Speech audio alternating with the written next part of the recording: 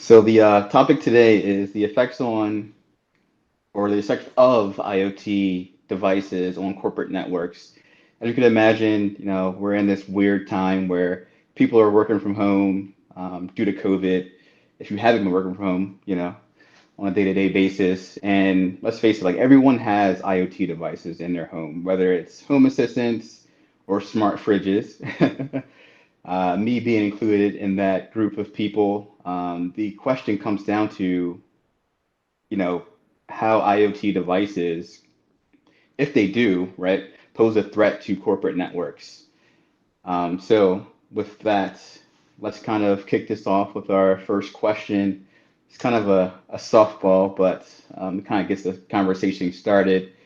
So my first question, and please chime in, it's like, what challenges do your organizations face during this like unique time? Jay, you want to kick us off, and then anyone can chime in after that. Well, it's kind of tricky to talk about the organization that I'm part of and the challenges that we're facing, right? Because, being in InfoSec, I have this not necessarily desire to be outspoken about our own internal issues that we haven't fixed and published yet, right? But that being said, it doesn't mean that we are not familiar with the common vulnerabilities and the common issues that are faced by companies in general. And to that end, I do have a story. I was in this meeting, I think it was about 2.5 years ago, right after we published a paper on a smart power outlet.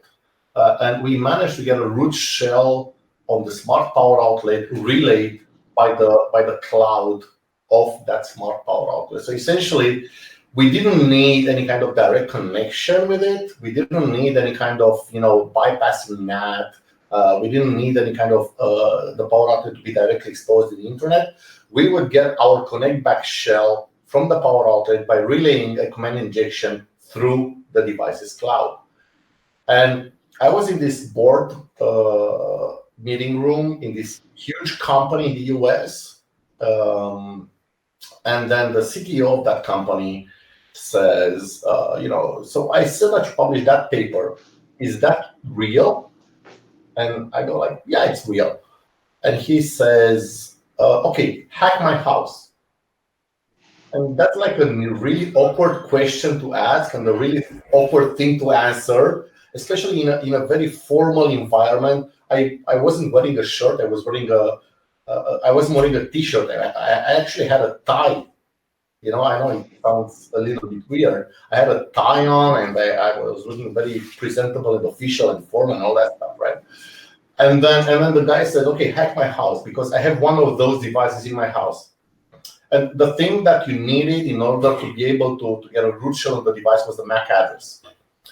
So I tell the guy, okay, if you give me the MAC address of the device, I get a root shell in your house. And he says, no. And I said, yes, and blah, blah, blah. And then he does a remote connection to his house. He gives me the MAC address of the device. And, well, long story short, I get a root shell in his home network. And then I start telling him, okay, and then I tunnel into your home network, and then this is all of the devices in your house, and this is your Wi-Fi password, and all of that. Because I had a root shell on a Linux-based device in his own house. Arguably, the whole thing had like 3.4 megabytes of disk space. You couldn't do that much, but you could do a tunnel, so you could pivot through the device in order to be able to kind of launch all kinds of stuff towards the other device in the house. And that kind of taught the guy, and even me, a very important lesson. You really don't know what's happening with the devices that you have in your house. You can buy a power outlet, you can buy a vacuum cleaner, you can buy all kinds of gadgets, right? Or a smart baby monitor, or all that stuff. And I could have a root shell in your house, and you would have no idea that I have a root shell in your house through that device. And then through that, and this is the catch. 3 months ago, if I told you that your home network is supposed to be as secure as your corporate network, you would have laughed at me. So if I said that, your home network is supposed to be just as safe as your corporate network, or as I like to put it, your corporate network should disappear entirely, and you should move towards zero trust. Then people kind of laughed at me. No. Corporate network is definitely more secure because we invested hundreds of thousands of dollars, if not millions of dollars, in these all those barracudas and all that stuff that we have like bordering our corporate network. Well, right now, your home network has to be just as secure as your corporate network used to be. And this is the kind of thing that I think that it should sink into people's minds. And maybe I'm wrong, and this is one of the things that we should debate here, but that's kind of how I see things right now. Cool. How about you, Eric? Yeah, I would say maybe your home network doesn't need to be as secure as your corporate network, but your endpoint that you're allowing into your corporate network needs to be validated. So you should be able to deploy these endpoints into potentially hostile networks and still have some check before they come onto your corporate network in order to validate that they haven't been compromised by that hostile environment. So that's, I guess, kind of your zero trust thing that you were going for. But yeah, I think that going forward, that's going to be the solution to these kind of issues. I definitely like that. Definitely like that answer because it kind of ties in or kind of feeds into one of our, other questions that we have for you guys. So I'm not going to dive too deep into that. I'm going to give Gary a chance to respond to this initial question. So Gary, do you have any insights? No, I'm just saying, I approach it as from a CISO perspective, and I'm talking to a lot of my peers right now. A couple of months ago, you got 800 employees and they're all coming into buildings. They're all coming in the networks that you've built. They're coming in and they're on things where you're running your stack, you're looking at their assets, you got projects in play, and then all of a sudden you're telling 800 people to go home.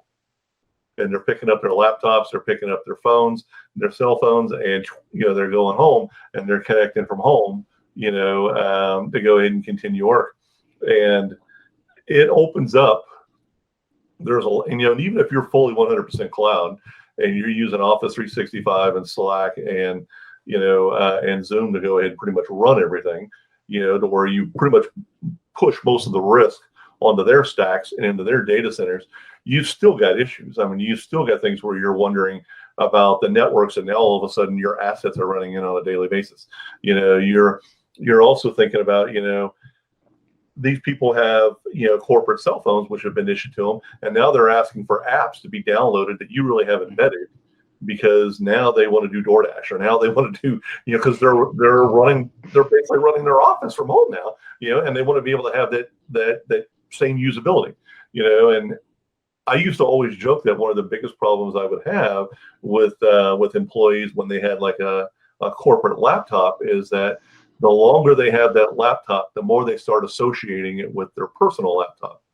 And you start having that creep of going to sites that they shouldn't go to, or asking for software that they don't need and stuff, because they get so attached to it.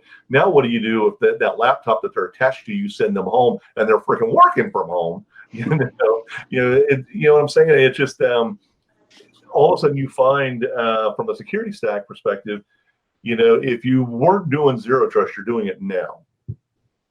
Just because of the fact that you have to. Myself, I'm fully 100% cloud. I don't have anything on-prem. Everything's cloud. And so we're living and dying by zero trust. That's how we manage things. We're already looking at, to me, the security, my stack, everything's focused at the data layer. I'm focused down at that layer, and I'm looking at what people are accessing and what they have permissions to, what their roles are, what groups they're in. I'm looking from the insider threat piece as to what they're doing with data and how they're changing it and where that data is going. It totally flips the way you look from a security perspective, because all of a sudden there's nobody in the buildings anymore. They're at home, and you can't look at the homes, but you got to kind of associate that there's some level of at least some type of security or some level there. And as you know, as Eric was saying, you kind of move security down to the endpoint, and you start looking at, okay, because that's the core piece that you've got left of the company, that you can see, and what the person's doing. And so, besides just the whole AV and EDR piece, you start looking at then, what's going on that asset and what it's touching and what they're doing with it, and definitely you want some pieces in your stack tied into your SIM that's doing a behavioral analysis piece so you can actually start tracking over time what these people are doing. So you're trying to put other things in to give you visibility, because you've lacked that visibility now because they're no longer on your on-premise anymore. They're now at home. So it opens up some really interesting, to me, I think it's cool because there's been a lot of architectural changes that I've always wanted to try, and now that I'm in a fully cloud environment, I get a chance to do it. And so I have to admit, it's really cool. I mean, I just was talking with a startup earlier today that we're working with, but yeah, I find I'm talking with a bunch of different systems right now, and we're all running into this, because, and even a bunch of us are talking 6 months from now, we don't expect everybody to come back. We're expecting it's probably going to stay hybrid. We're probably going to have a chunk of our workforce that's going to be working from home. That's going to be the new norm. So how are you going to incorporate that now into your policies? How are you going to incorporate that now for incident response?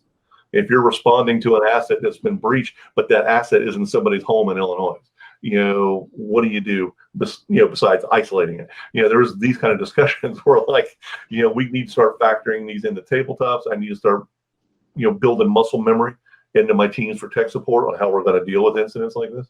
But that's everything I'm running through right now on a daily basis. Yeah, cool. So it seems like each one of your organizations has already been through the threat modeling process, right? You guys mentioned zero trust here and there, and kind of shed, a little bit of light as to, the security controls that you have implemented to keep your network secure. So I want to kind of go into, a little bit of detail into, what that process looked like for your organizations and what types of controls that you guys implemented to, keep your sensitive assets, protected, right? Would anybody like to chime in first, or should I pick and choose? Actually, if I may, I don't have a question before that. Is that okay? Yeah, sure.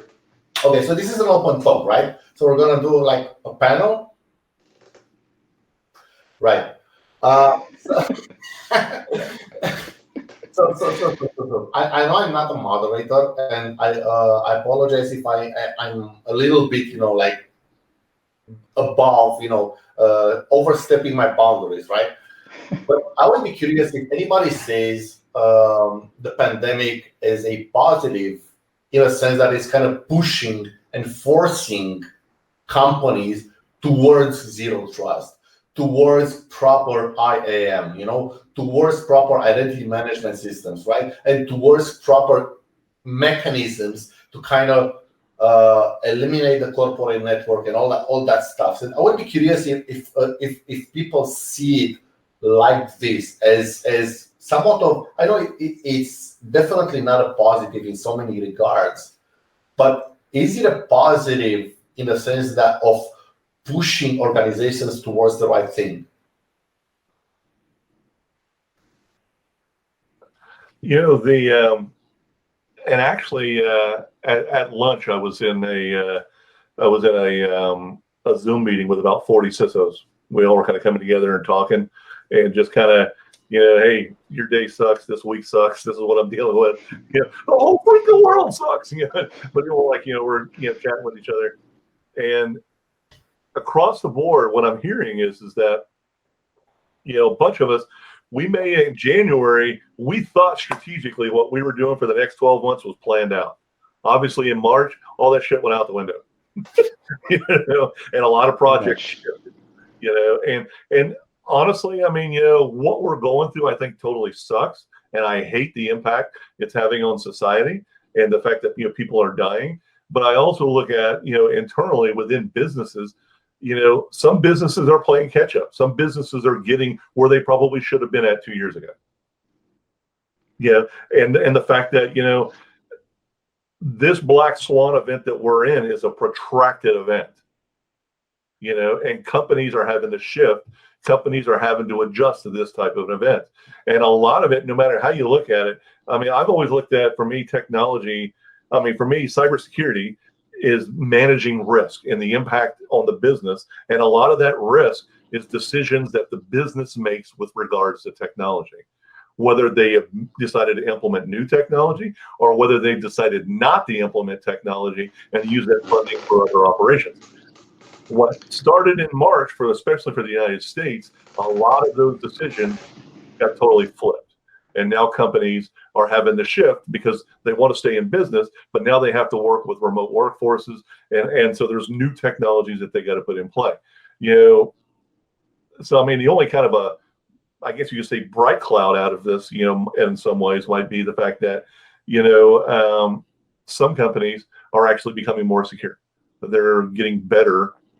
Where I honestly look at, they probably should have been a year or two ago. So unfortunately, the event that we're in, I think, is forcing companies to adapt and is forcing companies to make changes.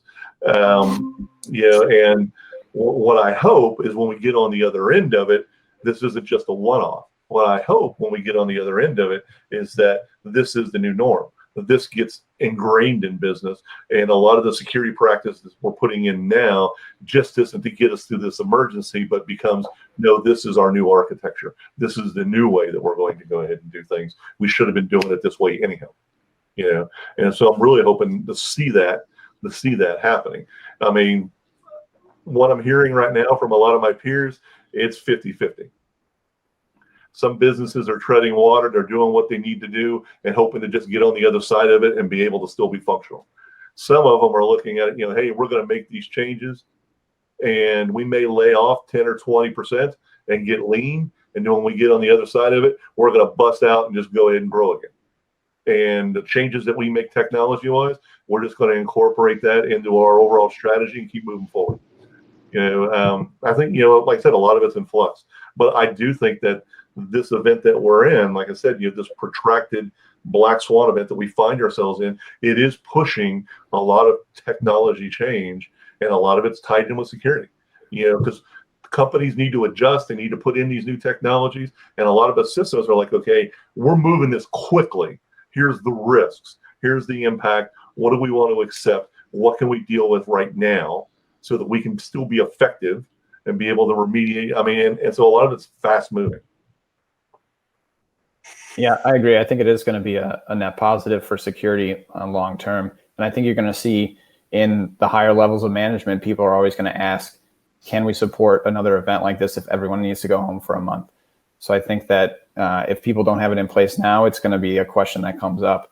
And as someone who's done pen tests and seen the GUI center of some networks, I think it's better when there is no boundary and every endpoint is monitored like it was a valid high value asset.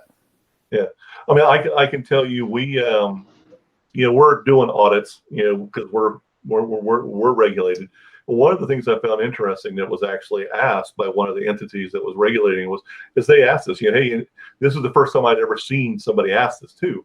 Is in your business continuity plan, do you have anything that deals with pandemics?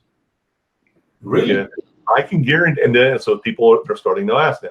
I can guarantee you, only some big companies like say Intel that think far-reaching and try to do stuff like that probably had something. Most of us probably didn't. Most of us had some type of business impacting, like a volcano or a hurricane knocking out part of our supply chain or something like that. I don't think anybody was thinking about a pandemic or the zombie apocalypse or something like that. But I can guarantee you, moving forward, people are going to be thinking about some type of pandemic because they're seeing it live now, the impact on business and what it does and just the rippling effect it does through supply chains. Companies are going to have to plan for something similar to that now. And I can guarantee you regulators are probably going to ask for it now. Well, but I think that's your point, Gary, is amazing because it kind of shows the position that so many companies are in right now. But and this may be just me here. Personally, I don't think that companies don't know or are unprepared for this, because I strongly believe that at least on the security side, the CISOs, the security officers, or the vulnerability managers or the red teams do not necessarily care about the pandemic. For them, it's business as usual. They need to develop their threat models, and they need to understand how to compromise assets and all that stuff, right? But I would argue, I would want to understand if the pandemic is really having a negative effect on assets, or is it more of a process versus reality thing, right? Because process-wise, yes, it's not a comfortable place to be in, right? Process-wise, we were not prepared for this. But me, I'm a red team, right? So as a mantra, as a thing that I'm doing on a day-to-day thing, right? I'm red team. And for me, the pandemic is just another fishing vector, if you will. And I would argue that companies that go towards process are more affected than companies that go towards reality, if you will, right? Because, and this is a question that I would be curious to see your answer in, especially you, Gary, because being a CISO, you have to deal a lot with the due diligence and compliance and process, right? How do you see the gap between process and reality?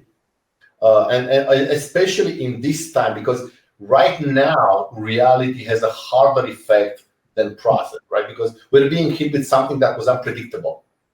Yeah. When you're hit with something unpredictable, then process is good, but being able to cope with reality might come in more handy. I don't know if I'm being coherent enough. No, I actually understand what you're saying, because, and honestly, this is why I'm on several Slack channels with a bunch of CISOs, and we're talking back and forth on this, and we're sharing information and helping each other.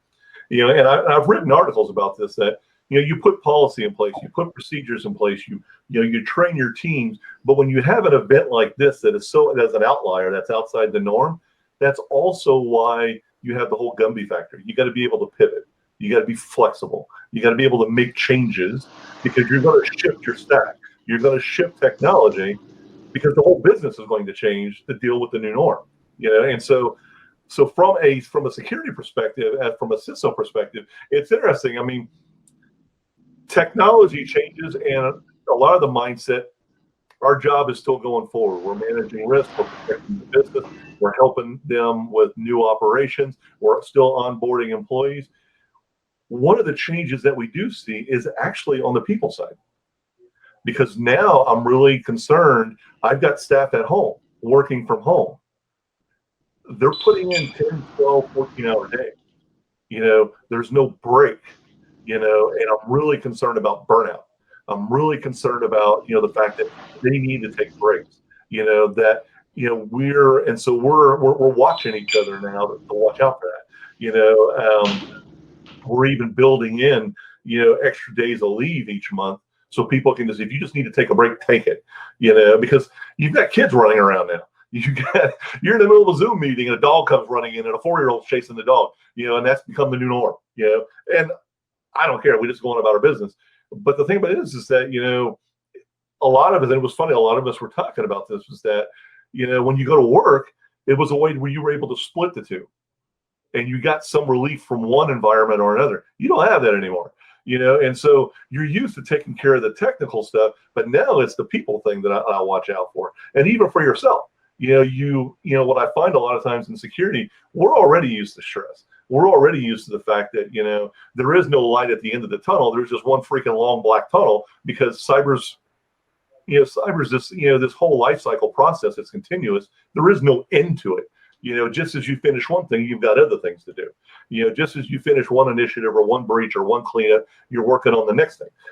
And so there's always been some level of, stress that you got to deal with. So what I'm seeing now, the new norm is there's a lot more of that. And for us, we're watching that with the staff. We're watching that with the team and making sure that people kind of take breaks while we're still following our processes. I can tell you, I've probably rewritten or gone through at least 21 policies now and haven't had to make changes, because of new things that we're doing. We've, some of our projects that we were doing, like with SIM and some other stuff, we realized we needed to make a couple of changes because now I've got people that are working remote. There's data sets that I want to look at now that I didn't used to have when people were in the building, and so it's stuff like that, that, and you have to be flexible enough to adjust. What I find, those systems that I'm talking to who are panicking or just having a hell of a time is when they're 80% of their infrastructure is on-prem and they use a bunch of SaaS, and now all of a sudden they're trying to move a bunch of this stuff. But how do you move it when you're in lockdown and people aren't supposed to be out of their houses or whatever? How do you, you know what I'm saying? And they're having a lot of problems with that and trying to give, and so there's been a lot of discussions as to, okay, who's available? What companies are still working that can help move things into a third-party data center, and timeline-wise, what are you looking at? It isn't immediate now. There's going to be a lag and stuff, but yeah, it's like you said, there's a lot of shifts and things. It's definitely not normal as it was 3 months ago. Sorry, I don't mean to ramble. But it is the new normal. So, I guess the question that we would want to know, and do we want this to be the new normal? I have to admit, it's what I would actually like to see, the op tempo and everything we're seeing. I think a lot of companies are not built for this type of op tempo, and you're going to burn people out. What I would like to see is some type of a hybrid. I'd love to be able to see when we get on the other end of this, companies that basically forced everybody to come on-prem to buildings are a lot more lenient towards working from home and are willing to go ahead and have a hybrid deployment to where, if I've got 30-40% of my staff that want to work from home, that's fine. And if I want to do 30 or 40% that rotate, like 2 days in and 3 days out, that's fine. If they're willing to do that, the CFOs would actually save money because you wouldn't need as large a building footprint. I look at it from a recruiting standpoint. If you've got a larger group that's working from home, you got a lot more people now that you can go ahead and recruit from, because they don't have to be in the same geo area. There's a lot of pluses. I'm just hoping businesses learn from it and actually, take advantage of it. I'd love to be able to see that on the end of this. It's frustrating in cyber, especially when you get up to the executive ranks as CISOs. I know very few CISOs that are allowed to go ahead and work totally from home.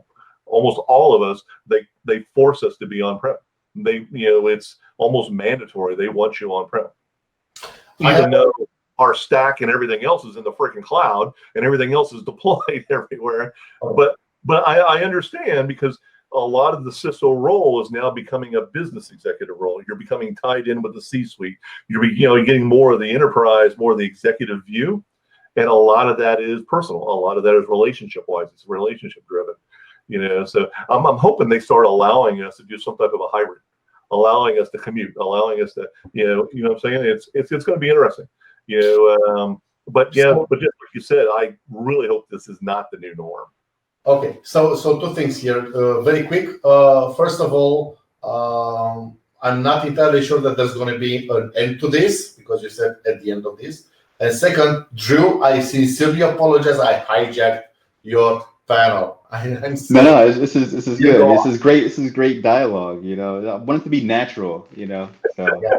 continue. This is good stuff. I think the audience is really enjoying it. I'm working to the side. My Slack channel, several of the Slack channels, there's a bunch of the CISOs that are in this, and they're all throwing comments at me. So it's just like, so far they're positive. They ain't giving me any shit right now. So far. Cool. Yeah. So, I guess back to my original question before Jay hijacked the panel. I'm sorry, man. No, that's all good. Don't worry about it. My question was surrounding, threat modeling and kind of like how your organizations leverage the threat modeling process to further your network security. Anyone shed any light there to kind of give the audience some tips and tricks? I can tell you for this, we basically brought in a third party to kind of lead the discussion, because risk, compliance, legal, IT, InfoSec, you get everybody in a room and it can be a long drawn out argument. Everyone's got their own opinions.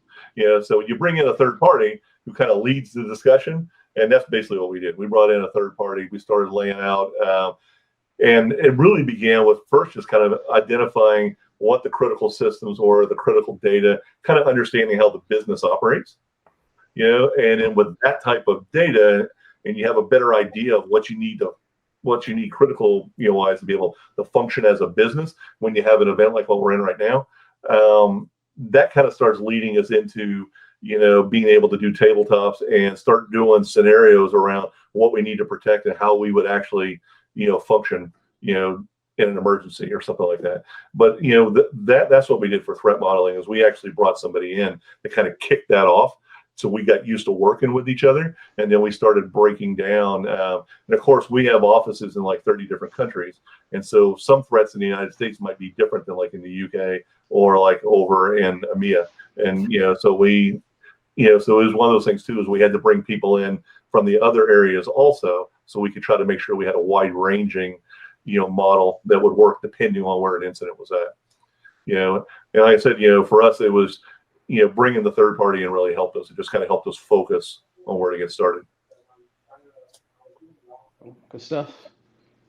Yeah, here at 610, we are mostly remote. So we were kind of ahead of the curve for this stuff, but helping customers, I think you do the same threat modeling process, but now you have to look at endpoints that aren't under your direct control. So how are you validating that those endpoints are still secure and can access your data? And then how are you monitoring that access and detecting anomalies in that access? So Gary mentioned the seams and the anomaly detection and behavioral analysis, and that's something that we definitely push. Well, personally, I cannot confirm or deny the fact that we got an external consultant to kind of help us with stuff. But I think it would be a good idea to kind of share a few tips. I think it's always a good idea to get an external third-party view. Or at least it's never a bad idea, right? Getting an external pen test or getting an external consultant to kind of have a look at your infrastructure, always a good idea, definitely. It doesn't matter how big or small you are, it's always a good idea. And then having an inventory of your assets. I know this sounds like a cliche and everybody's trying to do it, but I would bet, Gary's salary of 1 month, which is like at least $500,000, of course, that not a lot of people are doing it, right? So getting a bit of focus on that inventory of assets is definitely a good thing, with or without consultancy. And if we're talking about IoT, I can tell you for a fact that literally all of the organizations that we've talked to, because we are a security company and we do defensive security, right? And we provide cybersecurity solutions to kind of defend against cyber threats and all that stuff. And that's great. But we also do offensive, and that's where I'm involved, right? I'm involved in doing research on methods that can be used to hijack stuff and to hack stuff. And the companies that I've talked to, all of them, and it's not a small number, at least 1 or 2 brands of IoT devices that could be hijacked, for example, through cloud command injection attacks. And they had no way of knowing that was happening unless they hired outside help to kind of dig deep and investigate the devices that they had in their corporate network. Arguably, segmentations and VLANs and all that stuff helps, but it's not as good as you might think. So my advice would be, besides obviously get consultancy, yes, that's a good idea. Get pen test, that's a good idea. Do bug bounty program, that's an awesome idea. Your red team, and if you don't have one, get one. Do an inventory, and then start doing a little bit of vulnerability research into the brands that you have installed in your infrastructure. And in all fairness, vulnerability assessment and research in IoT, it's not really as difficult as it may seem. You can look at what we're doing. You can look at what ISC is doing. There's so many helpful, quick start guides into how to do hacking in IoT, and it's really very, very easy. You just have to invest like 1 day and you can hijack clouds and IoTs from lots of infrastructures. So yeah, get consultancy, definitely get pen tests, yes, get start bug bounty programs if you don't have them already, yes, and also start researching vulnerabilities into the brands of the devices that you have running into your corporate network. That would be my advice. Cool. Good stuff. Good stuff. Not sure if a shameless plug is appropriate, but ISC, we are a consultancy. So if you have any questions, feel free to reach out to us. We'll definitely get your security in a great, I guess, point, and you'll be in great hands. I want to switch gears to the audience. I want to at least get one question from them. And we have one question. I think you guys are a good audience to ask this to. I have one question about how, or like, what is the best approach to educate your team members about the risk that organizations face with people working from home, with IoT devices connected to your team members' home networks. So, does anybody have any insights on various strategies or approaches that you guys took that others can take as well? The favorite thing I like to do is a demo. It's the most powerful. If you can bring in a small IoT device that is vulnerable, show them how easy it is to get a root shell and then pivot through. I think that's the most powerful way to do it. We actually have an IoT lab back at the office, just racks of IoT devices, and you can just go through and hit each one. And I think that's really powerful. You put that up on the board and you show people, this is your home router, and now I'm going through it into your laptop or other device. So that's one of the strategies that we use is the actual demo. It's like a David Blaine or David Copperfield show. But it actually works. When we do our demos on how we kind of break into stuff and get a root shell on this and that, people, and that includes like senior developers and including senior people. That I did a live demo on the power outlet thing that I mentioned at the beginning of the panel. I did it at B-Sides Philly, right? So it was like the first edition of B-Sides Philly, and I was invited to do a talk there, and I was doing it. And surprisingly enough, the whole audience were like hardcore hackers. Like all of them were red team, all of them were pen testing, all of them were part of these companies that were doing pen testing. And then this guy comes to me and says, "This is so awesome. I'm going to do this. On my next engagement, I'm going to buy this power outlet and I'm going to gift it to the head of HR of the company that I'm targeting." And then, bam, I'm in that guy's house, right? So whenever we're doing the demos, as Eric said, these have so much of an impact. It's like magic, and then people want to know how that magic is done. And when you show them how easy it is to do that magic, the trick in it's insane. The effect is exactly what you would want. And personally, I'm hosting webinars in which I'm doing the magic tricks, and then people are more aware. I'm not doing them periodically. And also, I'm encouraging our InfoSec team to do military drill sort of engagements, right? So non-programmed, they're not going to happen when you expect them to happen.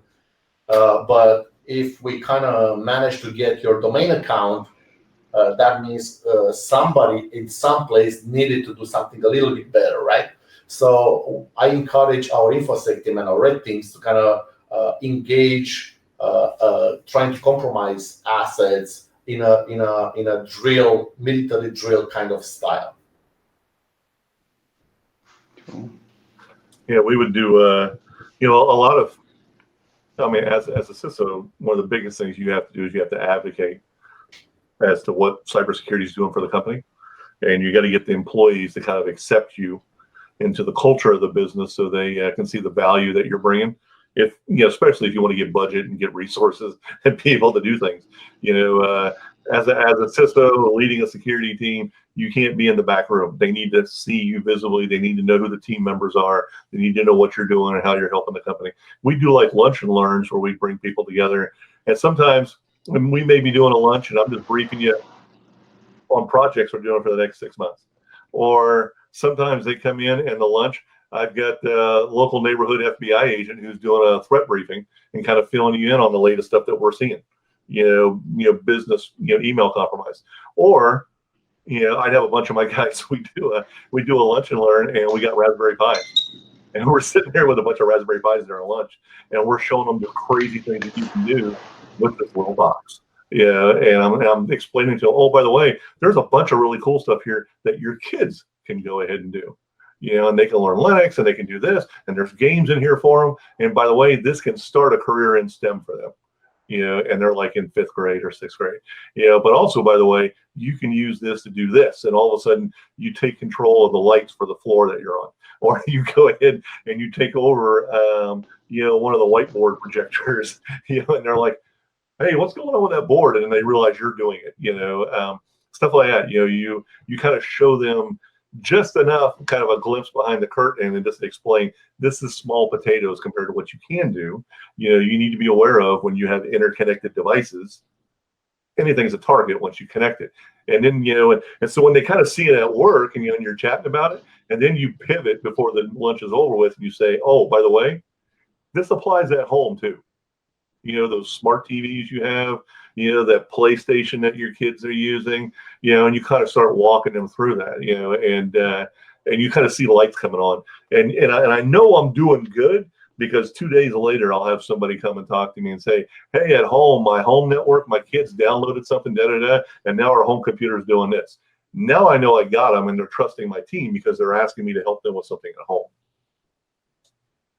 Yes, that's definitely great. I'm definitely feeling the lunch and learns because at IC we do, I guess, what we call fire talks, where anyone at the company could, come up during the lunch hour and talk about what they're doing, right? We usually, have, 3 a week, and where analysts can come up and say, hey, I found this really cool vulnerability, I exploited this, and everybody's engaged. People are asking questions. And we also have, more of the, I guess, non-technical folks also get up and do fire talks, right, about what they're doing. And it's also really, really cool and entertaining as well. So definitely lunch and learns are definitely a good idea to have if you are thinking about doing it, pilot it, see where it goes, but definitely a good source of information. Well, we actually thought about doing like fish tacos and beer after work, but we found that they had a liability issue about paying for the beer. And then they got upset with us when we did it once after work, and we were actually playing around with the bar area that we were in.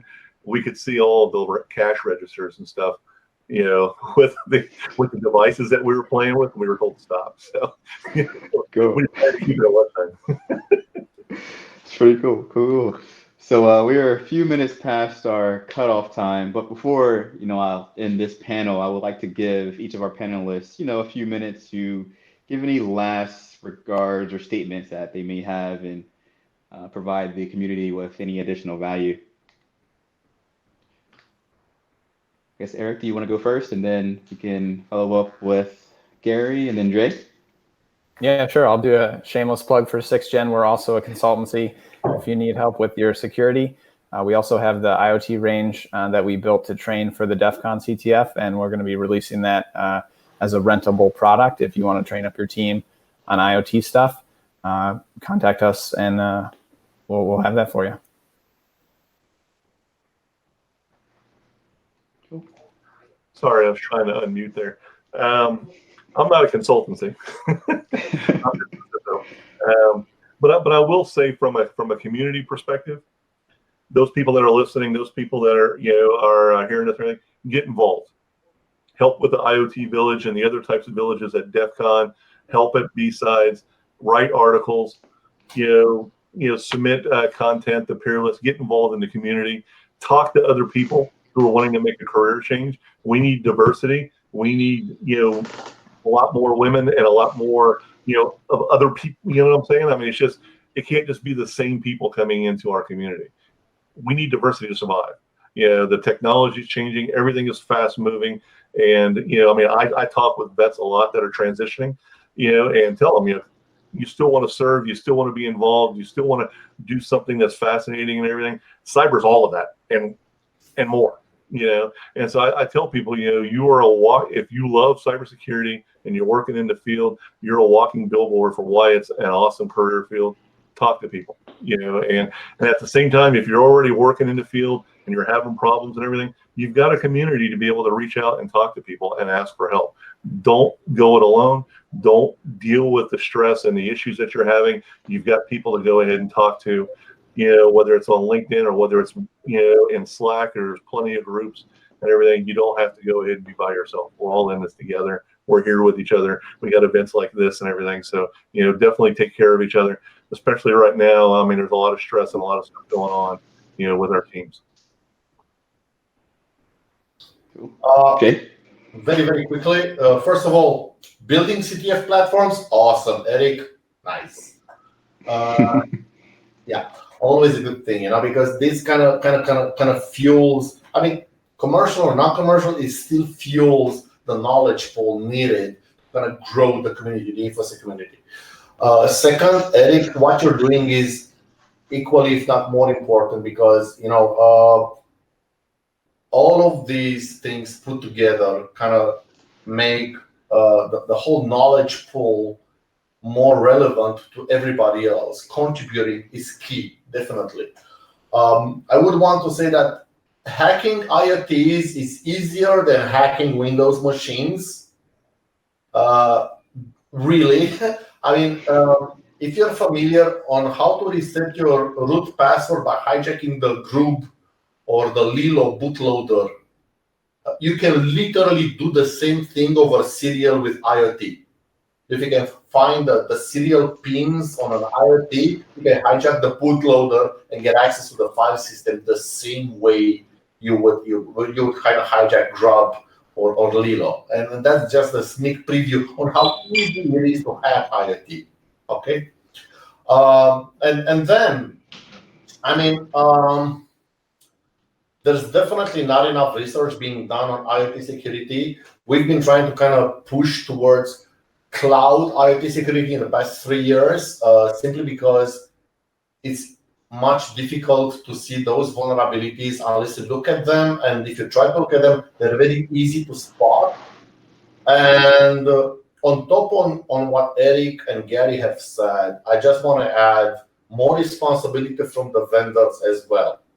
Because we've been researching vulnerabilities and we've been pitching them to the Amazons and to the Googles and to the Godzillas and all the other companies. Amazon replied, awesome. So, I mean, the fix, okay, 2 months, okay, but at least they were in contact with us. However, there were a lot of other companies that some of them didn't even reply to our emails. And the vulnerabilities were like insanely dangerous across the entire world because they had like really popular products. So I would want to add this besides what Eric and Gary have said, right? So a call toward companies to have a security contact, a call towards companies to have this a vulnerability disclosure program through which we can report vulnerabilities so we can get them fixed. So that's my take. Good stuff. I think we're running into our next talk, but I will leave everyone who's viewing with a bit of information that we have about our village. We have various labs going on. We have CTF. So if you're not, on our Discord server, please join that. If you need help signing up for that, visit us on Twitter, IoT Village. You can message me directly on Twitter, LinkedIn, find me, Drew Branch, and I will definitely hook you up with some information. But I would like to thank my panelists for joining me today. Definitely great insights were definitely shared by each and every one of them. So with that, I will bid everyone good day. See you. Good night in Romania. But good night. Yeah. Bye.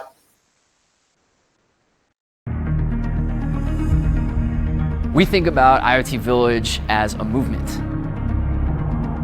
These devices are being adopted so rapidly that security is not effectively being baked into the development and deployment of those solutions. That puts consumers at risk, that puts businesses at risk, that puts governments at risk. And what we're trying to do is to galvanize a community around solving that problem.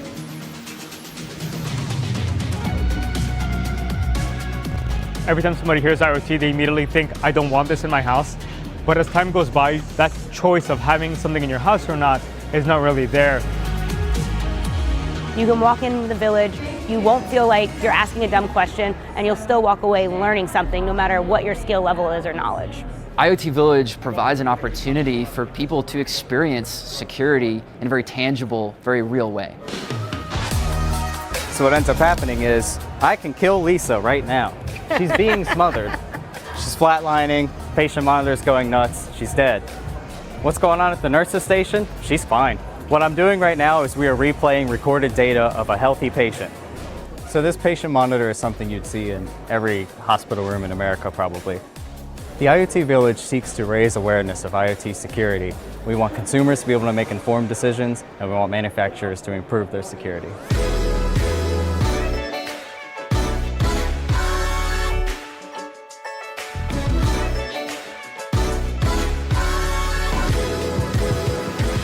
So we put a lot of work into the security on the Bird 2, and we wanted to put it in front of the DEF CON community and see what people were able to do with it. We've learned stuff about our tech that we didn't previously know, and from my perspective, that's phenomenal because we have a really talented team internally, but when we can be educated by people external to the company, it's a big, big win. We really want to show that we very much welcome the work that security researchers do, and even though we work in the medical device world that's not as accessible to the people that work in this space, we really value the input that researchers have. We want to show that we love for them to work with us on medical devices and what they can find in it.